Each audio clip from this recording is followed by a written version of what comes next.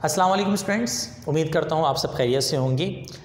हमारी जो लास्ट मुलाकात हुई थी आप लोगों से चैप्टर नंबर 6 के, उसमें न्यूमेरिकल्स चल रहे थे और चैप्टर नंबर 6 के न्यूमेरिकल्स में जहाँ तक मुझे याद है मैंने आप लोगों को चैप्टर नंबर 6 में पहला न्यूमेरिकल करवाया था, एक न्यूमेरिकल कराया था।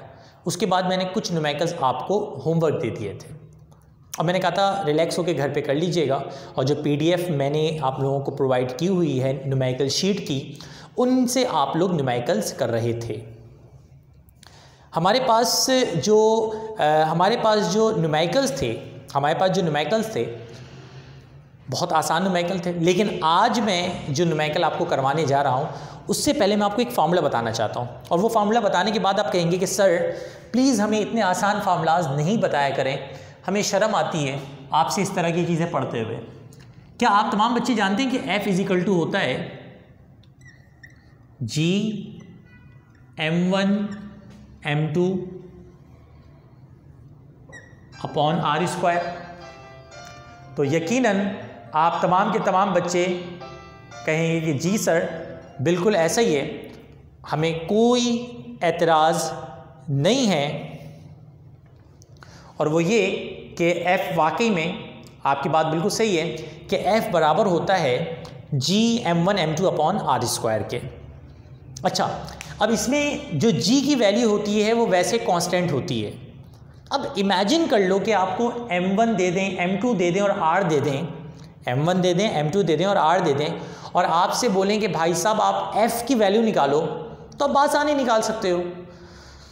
और यही हमारा लेक्चर नंबर 1 था। उसमें होता क्या था कि M1 गिवन कर देते थे, M2 गिवन कर देते थे, R गिवन कर देते थे। और आप में से वो बच्चे जिन्होंने लेक्चर नंबर 1 नहीं लिया, जब वो लेक्चर नंबर 6.1 देखेंगे तो उनको पता चल जाएगा कि क्या था। बिल्कुल ऐसे ही न्यूमेरिकल था। G की वैल्यू कांस्टेंट है 6.67 into 10⁻11 newton metre square upon kg square. G की वैल्यू पता होती थी, M1 M2 और R गिवन होता था, सॉल्व करके क्या निकालते थे, F निकालते थे। ये होता था न्यूमेरिकल का सिनेरियो। बट अभी जो मैं आपको न्यूमेरिकल करवा रहा हूँ वो थोड़ा सा अलग है। एक और फार्मूला इसके साथ में आपको बताना चाहता हूँ, मेरे ख्याल से आप पूरी क्लास एक्सेप्ट करेगी। मुझे एक बात बताएं, क्या आप लोगों को ये वाला फार्मूला पता है? G का फार्मूला होता है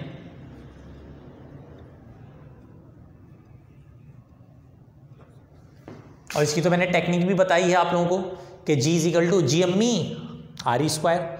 जब भी किसी लड़की को उसकी माँ बुलाती है तो वो क्या कहती है, G अम्मी R, तो G का फार्मूला होता है G अम्मी R स्क्वायर। ये पूरी क्लास को पता है, इसमें कोई दूसरी राय नहीं है। तो G इजिकल टू G अम्मी upon R square, this is the formula number 2। अब आ जाओ फॉर्मूला नंबर किस पे बेटा, 3 पे। एक बात याद रखना, पूरी वैल्यू गिवन होने में और वैल्यू के कंपेयर होने में फ़र्क होता है। और ये मैं बता दूं कि मैं जो अभी वाला मेथड करवा रहा हूं, बोर्ड के पेपर में सबसे ज़्यादा ये वाला न्यूमेरिकल आता है, यानी बहुत ही इंपॉर्टेंट लेक्चर दे रहा हूं मैं आज का। ये याद रहे कि वैल्यू के गिवन होने में और वैल्यू को कंपेयर करके देने में फ़र्क होता है। मिसाल ले लीजिए कि मेरी उम्र 40 साल है और आपकी उम्र 20 साल है। एक बच्चे की एग्जांपल ले लेते हैं। मिसाल ले लीजिए कि यहाँ पे एक बच्ची बैठी हुई है माहीन। अब माहीन की जो उम्र है, माहीन क्लास ले रही हो तुम, माहीन अगर क्लास में है तो उसको एग्जाम्पल देंगे, वरना किसी और बच्चे की एग्जाम्पल देंगे। माहीन क्लास में ही नहीं है मेरे ख्याल से। चलें खैर, एग्जाम्पल ले लीजिए कि माहीन नहीं है, बल्कि एग्जाम्पल के तौर पे ले लीजिए रुजा को ले लीजिए, ठीक है। सपोज कर लीजिए कि जो रुजा है, रुजा की उम्र है 20 साल। अच्छा भाई, माहीन मौजूद है, मेरे ख्याल से उसका मैसेज मुझे लेट आया, चलो ठीक है। माहीन जो है उसकी उम्र है 20 साल और दानिश की उम्र है 40 साल, ठीक है। अब 2 रास्ते हैं मेरी उम्र बताने के 2 रास्ते हैं। एक है कि मैं डायरेक्ट वैल्यू बताऊं, मैं कहूं कि भाई दानिश की उम्र 40 साल है पहले मैं क्लियर कर दूं, 40 साल नहीं है भाई, ठीक है, तो सीरियस लेने की ज़रूरत नहीं है। और रुजा एहसान भी माइंड कर चुकी हैं, कह रही हैं कि सर मैं भी 20 साल की नहीं हूँ, ठीक है। एग्जाम्पल दे रहा हूँ, जस्ट एग्जाम्पल दे रहा हूँ। लड़की की उम्र ज़्यादा बोल के मज़ा आता है, वो कहते हैं मज़ा आता है, मज़ा तो मज़ा आता है। किसी भी बच्ची की उम्र ज़्यादा बोल दो फिर ऐसे मुँह बन जाता है उसका। तो इमेजिन कर लो कि मेरी उम्र जो है वो 40 साल है और माहीन की उम्र जो है वो कितनी है, 20 साल है। अब मेरी उम्र दो तरीके से बताई जा सकती है। पहला तरीकेकार ये कि दानिश की उम्र 40 साल है एंड दैट्स ऑल। ये पिक्चर ही ख़त्म कर दी आपने, डायरेक्टली दानिश की क्या दे दी, वैल्यू दे दी। डायरेक्टली दानिश को वैल्यू दी है कि दानिश की उम्र 40 साल है, दानिश की उम्र 40 साल है। एक और रास्ता दिए, आप ये बोलें कि दानिश की उम्र माहीन की उम्र की डबल है। Age of Danish is 2 times of the age of Maheen. Danish की उम्र माहीन की उम्र की क्या है भाई साहब, डबल है। आप कहेंगे हाँ सर बात तो सही है। तो पहले वाले तरीकेकार में और दूसरे वाले तरीकेकार में फ़र्क क्या है? पहले वाले तरीकेकार में और दूसरे वाले तरीकेकार में बुनियादी फ़र्क ये है कि पहली वाली में मैंने आपको वैल्यू दी है और दूसरी वाली में मैंने आपको वैल्यू नहीं दी, बल्कि मैंने अपनी वैल्यू को कंपेयर करके दिया है। अब सवाल क्या आएगा? सवाल जो अभी आएगा, न्यूमेरिकल जो आने वाला है, उस न्यूमेरिकल में ये होगा कि वो कहेंगे कि जनाबे आली, सवाल इस तरह से आएगा, वो कहेंगे कि अर्थ, जुपिटर का मास अर्थ के मास के मुकाबले में इतना है, उसका रेडियस इसके मुकाबले में इतना है, तो बताओ इसकी value of acceleration due to gravity उसके मुकाबले में कितनी हो जाएगी। सवाल पहले लिखता हूं मैं, एक सवाल एग्जाम्पल के तौर पे लिखता हूं, फिर आपको असल मज़ा आएगा सवाल करने में। पहले मैं सवाल लिख रहा हूं अपनी तरफ से, ज़रा तवज्जो के साथ पूरे सवाल को मुलाहिजा फरमाइएगा। ख्याल रहे इन न्यूमेरिकल में कंपैरिजन नहीं है, ठीक है। अपना इन वैल्यू में, इन न्यूमेरिकल्स में वैल्यू नहीं दे रहे बल्कि कंपेयर करके दे रहे। ये मैं क्वेश्चन अपनी तरफ से करवा रहा हूं, मैं पहले से बता रहा हूं। सवाल है, if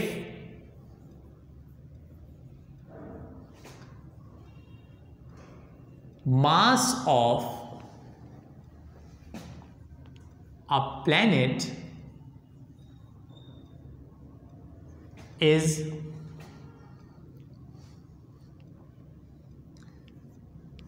3 times as that of Earth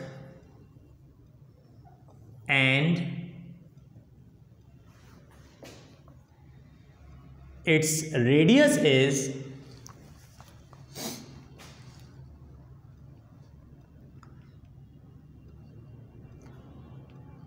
1.4 times as Earth.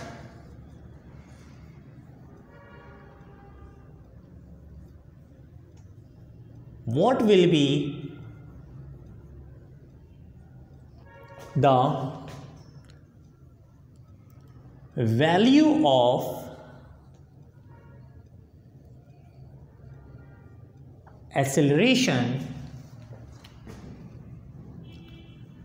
due to gravity? What will be the value of acceleration due to gravity at that planet? आप कहेंगे ये सवाल ज़रा सर थोड़ा सा ब्रीफ कर दें अच्छे अंदाज में। मेरा बेटा थोड़ा सा टाइम लगेगा, सवाल मुश्किल भी है और इम्पॉर्टेंट भी है। सबसे पहले तो इस बात को समझो कि ये जो न्यूमेरिकल है, इस न्यूमेरिकल में जो वैल्यू गिवन है, आपको जो वैल्यू गिवन है वो वैल्यू आपकी जो गिवन की गई है वो कंपेयर करके दी गई है। जो वैल्यू गिवन की गई है वो क्या करके दी गई है, कंपेयर करके दी गई है, वैल्यू नहीं दी गई। वो ये नहीं बोला कि भाई प्लैनेट का मास इतना है, रेडियस इतना है, बताओ जी कितना होगा, नहीं नहीं, ये नहीं है। वैल्यू कंपेयर करके दी गई है। तो अब कंपेयर करके जब देते हैं तो डेटा कैसे बनाते हैं, सबसे पहले इसको सीखो।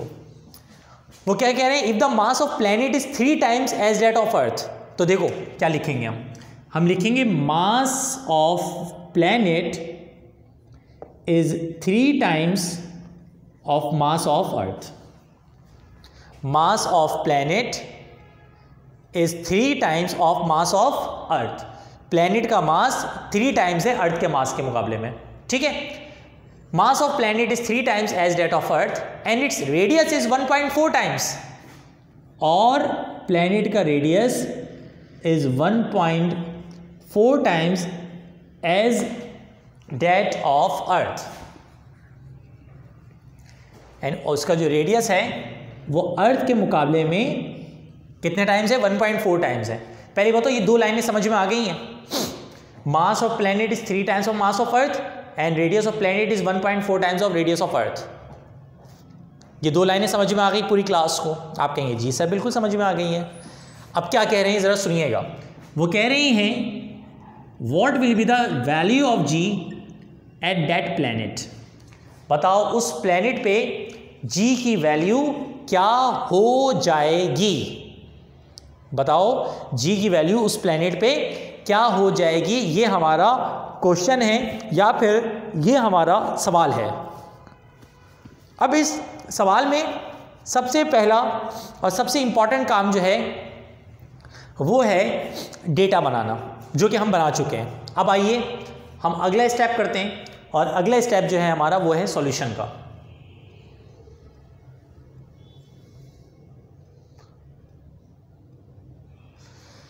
बेटा सॉल्व करने के लिए हम वही फार्मूला यूज करेंगे कि जो मैंने आपको बताया था कि बहुत इंपॉर्टेंट फार्मूला है। जी का फार्मूला होता है जी ME अपॉन RE स्क्वायर, ठीक है। पहले तो हम जी का रेफरेंस फार्मूला कोड कर देंगे, उसके बाद हम कहेंगे देयरफॉर GP का मतलब है एक्सेलरेशन ड्यू टू ग्रेविटी उस प्लैनेट पे। अब सपोज करो कहते हैं ग्रेविटी मून पे निकालो तो इसको GM बना दो। सपोज करो कहते हैं कि ग्रेविटी जो है वो जुपिटर पे निकालो तो इसको GJ बना देना। इस तरह से सवाल चेंज करना, ठीक है। G is equal to GME upon RE square, तो GP इजिकल टू क्या हो जाएगा, G तो ऐसे ही रहेगा, ME की जगह क्या आ जाएगा, MP आ जाएगा, और RE की जगह RP आ जाएगा, उसका होल स्क्वायर कर देंगे। बोले स्टेप समझ में आ गया बेटा, स्टेप क्लियर है। अब अगला स्टेप देखो। अगले स्टेप में हम क्या करेंगे, GP इजिकल टू, अब हम सारी वैल्यूज पुट करेंगे। जी की, अच्छा ख्याल रखिएगा इन न्यूमेरिकल्स में जी की वैल्यू को पुट नहीं किया जाता, जी की वैल्यू ऐसे ही हो जाती है। सिद्रा कह रही हैं रिपीट कर दें, G is equal to GME upon RE square, इसमें तो कोई प्रॉब्लम नहीं थी। अगला स्टेप जो मैंने किया उसमें किया मैंने GP, यानी ये तो ग्रेविटी अर्थ पे है तो यहाँ पे भी E लगा हुआ है, यहाँ पे भी E लगा हुआ है। जब ग्रेविटी आप उस प्लैनेट पे, यानी जो भी प्लैनेट है उस पर करेंगे तो GP का मतलब क्या होगा, G यहाँ पे भी E की जगह क्या आ जाएगा, P और P आ जाएगा। अब मैंने क्या किया, GP is equal to G MP की जगह उसकी वैल्यू आ जाएगी। अब देखो MP की वैल्यू क्या है, MP की वैल्यू 3 नहीं है, MP की वैल्यू 3ME है। MP की वैल्यू क्या है बेटा, 3ME।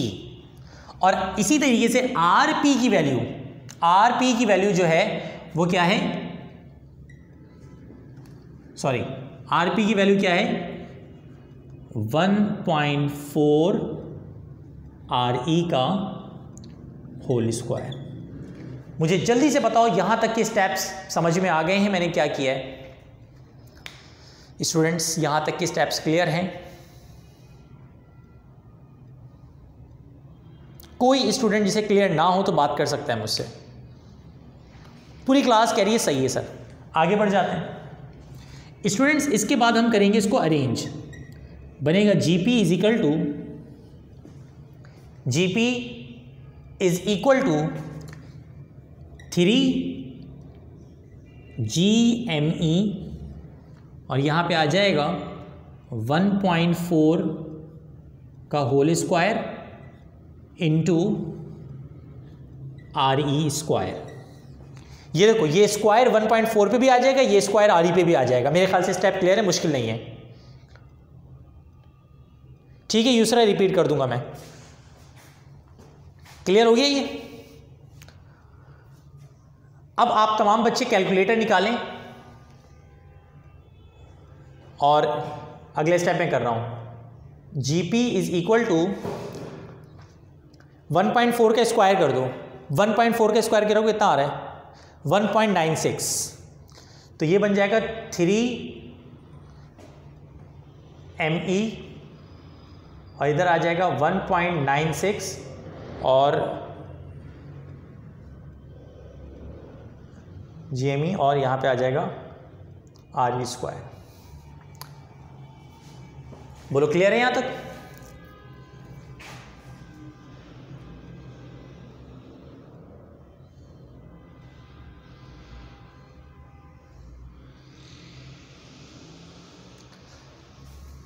यहाँ तक क्लियर हो गया बेटा? मेरे ख्याल से पूरी क्लास को क्लियर हो गया होगा। अगला स्टेप जरा देखिएगा। 3 को 1.96 से डिवाइड कर दो तमाम स्टूडेंट्स। 3 को 1.96 से डिवाइड कराओ। 3 डिवाइड बाय 1.96। तो जो स्टूडेंट बता रहे हैं वो आ रहे हैं 1.53 बोल रही हैं लड़कियां। ये यूसरा कह रही 0.653 बोल रही है। ताहा मुबीन ने कहा है 1.53। इसका मतलब 1.53 सही है। ज़्यादातर बच्चे 1.53 बोल रहे हैं। 1.53 और ये ज़रा देखो, असल मज़ेदार ये स्टेप है। ये स्टेप कितने नमूनों को समझ में आ गया? समझ आ गई वाले स्टेप? भाई देखो ना, GME अपॉन RE स्क्वायर किसके बराबर होता है? G के बराबर होता है। तो ये देखो GP is equal to 3 divide by this is equal to this, और GME अपॉन RE स्क्वायर क्या बन गया? G बन गया। अरे GME अपॉन RE स्क्वायर खुद किसके बराबर होता है? G के बराबर होता है। तो GME अपॉन RE स्क्वायर क्या बन गया? G, और 3 divide by this is equal to 1.53। Clear? एक डब्बा इस पे बना देना, बॉक्स इस पे बना देना। इसका मतलब एक आंसर हमारा ये है। और करके एक और स्टेप भी कर देना। GP is equal to 1.53 into 9.8 multiply करवाओ। मल्टीप्लाई बाय 1.98, नहीं सॉरी 9.8, 14.99।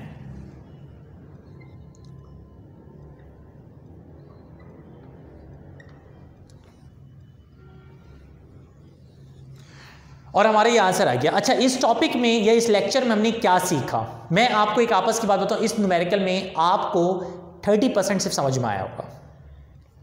ये लेक्चर नंबर हमारा 6.2 है। ये जो हमारा लेक्चर है, ये लेक्चर नंबर 6 पॉइंट कौन सा है? 2 है।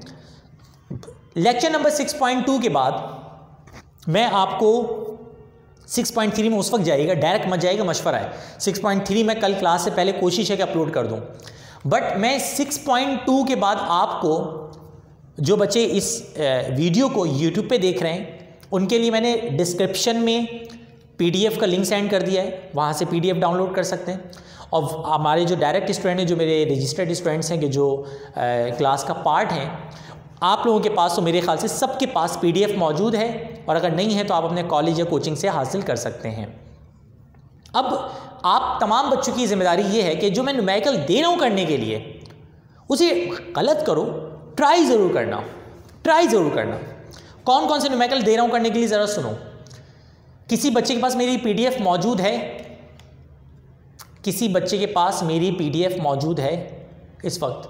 और ज़रा वो करो, और PDF को ऑन करो, और PDF को ऑन करने के बाद मुझे बताओ कि इसमें जो न्यूमेरिकल्स हैं, एक होगा value of acceleration due to at the surface of moon करके क्वेश्चन होगा।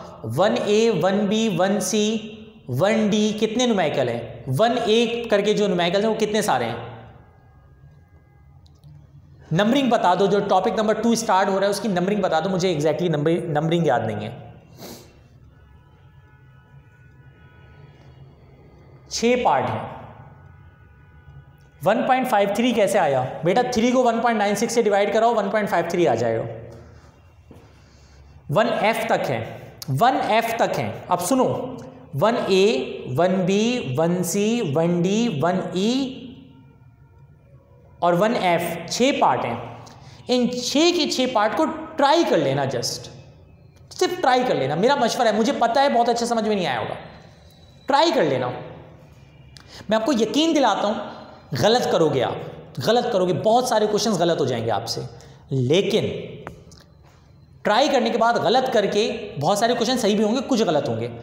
गिरे पड़े हालत में, जख्मी हालत में आके जब आप मेरे चरणों में गिरोगे और फिर मैं आपको संभाल के लेक्चर नंबर 6.3 दिखाऊंगा तो आप कहेंगे बाबा की जय हो। ठीक है, आप यकीन माने, मान जाएंगे मुझे, और आप कहेंगे सर ऐसा कॉन्सेप्ट बना है कि आतंक मचा दिया आपने, यकीन माने। क्वेश्चन नंबर 1A से लेकर 1F तक ट्राई करना है और उसके बाद मेरा लेक्चर नंबर 6.3 देखना है, जो मैं इंशाल्लाह, जो 1C नहीं है, तो अगर 1C नहीं है तो मिस टाइपिंग हो गई होगी, 1C को छोड़ दो, लेकिन 1 के सारे पार्ट्स करने हैं। 1 के क्या करने हैं? सारे पार्ट्स करने हैं। वलीद एक सवाल कर रहा है, वलीद अपने सवाल को रिपीट कर दो ताकि मैं जवाब दे दूं, और एक पॉइंट मुझे और क्लियर करने दो, और वो ये, सर GME और RE की वैल्यू कहां गई? वलीद भाई, GME अप, ये देखो GME upon RE square G के बराबर होता है, तो पूरा GME अपॉन RE स्क्वायर क्या बन गया? G बन गया। ये देखो GME अपॉन RE स्क्वायर पूरा का पूरा क्या बन गया? G बन गया। ये हुआ है। वलीद क्लियर हो गया क्या हुआ इसमें? अच्छा खैर, अब मैं एक चीज और क्लियर कर दूं, यहां पे क्या बोला गया? रेडियस बोला गया है। कहां गया रेडियस? अगर रेडियस के बजाय डायमीटर वर्ड यूज कर लेना, अगर रेडियस के बजाय डायमीटर वर्ड यूज कर लें तो भी कंपैरिजन यही रेडियस वाला रहेगा। डायमीटर के कंपैरिजन में और रेडियस के कंपैरिजन में कोई फर्क नहीं आता। एक अच्छा सवाल कर रही है बच्ची कि सर यहाँ पे आपने कैपिटल जी की वैल्यू क्यों नहीं लगाई? वो तो हमें पता होती है। कैपिटल जी की अगर मैं वैल्यू लगा देता तो ये GME अपॉन RE स्क्वायर की पूरी टर्म नहीं बन पाती, और पूरी टर्म नहीं बनती तो हमारा सॉल्यूशन इतना सिंपल नहीं होता। फिर मुझे G की वैल्यू, ME की वैल्यू, RE की वैल्यू पुट करनी पड़ती, फिर बहुत लंबी कैलकुलेशन बन जाती। तो इस ट्रिक के जरिए सवाल तेज़ी के साथ हो जाता है। इस वजह से एग्जामिनर को ये ट्रिक पसंद आती है, ये टेक्निक पसंद आती है। आप उससे करेंगे पूरा सॉल्व करके तो भी आंसर सेम आएगा, बट एग्जामिनर को पसंद नहीं आएगा। क्योंकि अगर बिलफर्ज एक शख्स को यहाँ से गुलशन इकबाल से इमेजिन कर लो, मैं गुलशन इकबाल में इस पर क्लास ले रहा हूँ, तो गुलशन इकबाल से इमेजिन कर लो कि किसी शख्स को गुलिस्तान जौहर जाना हो, तो कभी भी ये नहीं करेगा कि गुलशन इकबाल से पहले हैदराबाद चला है, फिर हैदराबाद से घूम के जो गुलिस्तान जौहर है। कहेंगे यार पागल आदमी है क्या, यहाँ से गुलशन से एक सीधा रोड जौहर जाता है। तो शॉर्ट रास्ता अपनाया जाता है, अगला बंदा उसको पसंद करता है। अब वो बोले कि यार मैं हैदराबाद भले से गया था लेकिन पहुँच तो गया ना जौहर, तो वो कहेंगे आपने अपना टाइम ज़ाया किया है, तो हमें पसंद नहीं आया वो ट्रैक। अच्छा जी, अब पेपर के हवाले से जो बच्चे सवाल कर रहे हैं, पेपर देखो तुम लोग बोर्ड के लिए तैयार हो रहे हो, मेरा पेपर बोर्ड के हिसाब से होगा, 3 घंटे का होगा, और उसमें मैं चैप्टर नंबर 1 से लेकर 6 तक पूरा डालूंगा। बाकी डिस्कशन मैं वीडियो के थ्रू तुम लोगों को कर दूंगा, कंप्लीट डिटेल बता दूंगा। और चैप्टर नंबर 5 मैंने नहीं करवाया तो मैं चैप्टर 5 इंक्लूड नहीं करूंगा। चैप्टर नंबर 1 से लेकर 6 तक मेरा मिड टर्म में शामिल है और वो पूरा का पूरा शामिल होगा। ठीक है बेटा। अच्छा खैर, आज के इस लेक्चर को हम ख़त्म करते हैं बेटा। आप तमाम बच्चों से गुजारिश अर्ज़ है, आप तमाम स्टूडेंट से गुजारिश अर्ज़ है कि अगला लेक्चर करने से पहले 1A से लेकर 1F तक ट्राई करें, उसके बाद मेरा लेक्चर नंबर 6.3 देखें। जितनी प्रॉब्लम्स हुई हैं सारी यूँ सॉल्व होंगी और फिर असल आपका क्या बनेगा, कॉन्सेप्ट बनेगा। इंशाल्लाह नेक्स्ट लेक्चर में मुलाकात करते हैं। अल्लाह हाफिज़, फ़ी अमानिल्लाह, दुआ में याद रखिएगा।